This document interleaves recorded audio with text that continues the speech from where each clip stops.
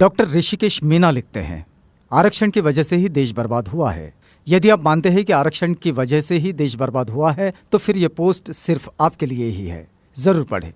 लश्कर भी तुम्हारा है, सरदार भी तुम्हारा है। तुम झूठ को सच लिख दो, अखबार भी तुम्हारा है। तुम जो कहो वो सच, हम जो कहें वो झूठ। मुल्क में नफरत का ऐसा तूफान मचा डाला है। कुछ बुद्धिमान बोलते हैं कि आरक्षण ने देश को बर्बाद कर दिया है। अब आप बताइए कि देश आज़ाद होने के बाद 14 व्यक्ति देश के राष्ट्रपति बने, उनमें से कितने आरक्षण वाले बने?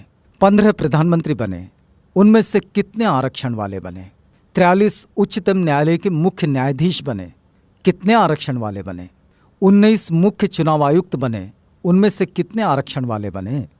देश के जो बड़े घोटाले हुए उनमें कितने दलित घोटालेबाज हैं? बताएं जरा। आप बताइए, भारत देश में कितने दलित लोग ऐसे बड़े कॉरपोरेट घरानों के व्यवसायी हैं जो देश की अर्थव्यवस्था को प्रभावित कर सकते हैं? अब आप बताइए, देश को बर्बाद कौन कर रहा है?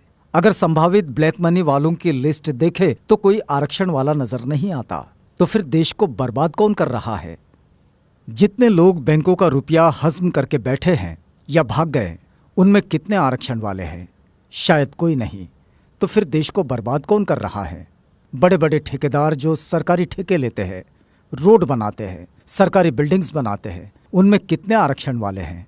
तो जवाब मिलेगा 1 या 2%। तो फिर इस देश को बर्बाद आरक्षण कर रहा है या फिर मेरिट वाले?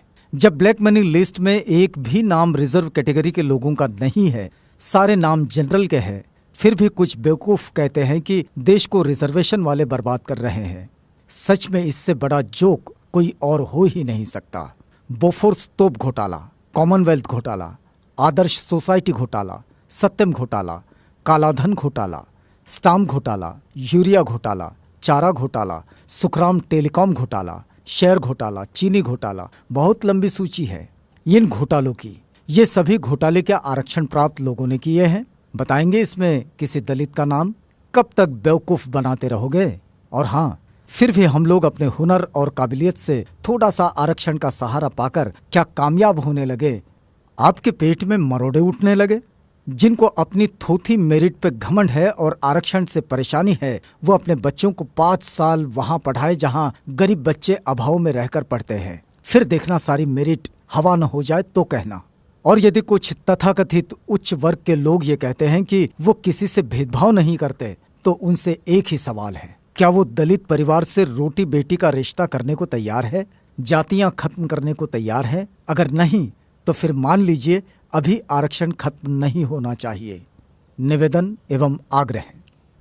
समस्त SC/ST समाज, आपको सिर्फ 10 लोगों को ये मैसेज फॉरवर्ड करना है और वो 10 लोग भी दूसरे 10 लोगों को मैसेज फॉरवर्ड करें इस प्रकार: 1 = 10 persons। ये 10 लोग अन्य 10 लोगों को मैसेज करेंगे और इस प्रकार। बस आपको तो एक कड़ी जोड़नी है, देखते ही देखते पूरा देश जुड़ जाएगा।